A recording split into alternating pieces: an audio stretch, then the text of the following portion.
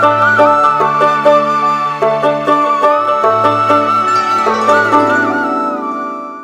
তারিখ থেকে 16 তারিখ পর্যন্ত ট্রেন দাঁড়াবে না কাশীনগর স্টেশনে, কারণ গঙ্গাসাগর মেলা।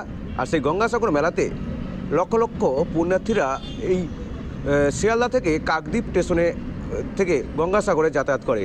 আর তার আগেই পড়ছে, কাকদ্বীপ স্টেশনের আগেই পড়ছে কাশীনগর স্টেশন। আর সেই কাশীনগর স্টেশনে ট্রেন দাঁড়াবে না, কারণ যে লক্ষ লক্ষ যে পুণ্যার্থীরা তারা কিন্তু এই কাশীনগর স্টেশনে নেমে যেতে পারে বলে এমনই প্রশাসনের অনুমান।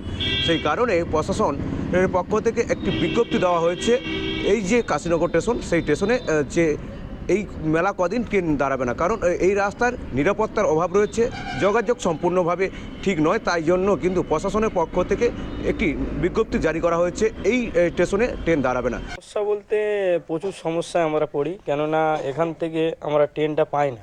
আমরা যেসব কাজে বার হওয়া দরকার, এসে স্টেশনে দেখলাম যে ট্রেনটা আমরা পাচ্ছি না, ট্রেন চলে যাচ্ছে। যেমন দূরপাল্লা যেরকম এক্সপ্রেস চলে যায়, এবং ট্রেন এখানে দাঁড়ায় না। 10-1-2025 থেকে 16-1-2025 পর্যন্ত ট্রেন চলাচল কাশীনগর স্টেশনে বন্ধ থাকবে।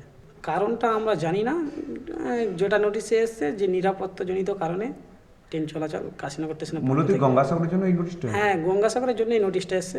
আমরা যেটুকু জানি, মানে নোটিশে লেখাও আছে গঙ্গাসাগর মেলার জন্য 10-1-2025 থেকে 16-1-2025 পর্যন্ত ট্রেন চলাচল বন্ধ থাকবে। যে আমরা ট্রেনে যাতায়াত করি, যে গঙ্গাসাগর মেলা আসলে যে 10 দিন যে ট্রেন আমরা পাই না, তার জন্য আমার প্রচুর ভোগান্তি হয়।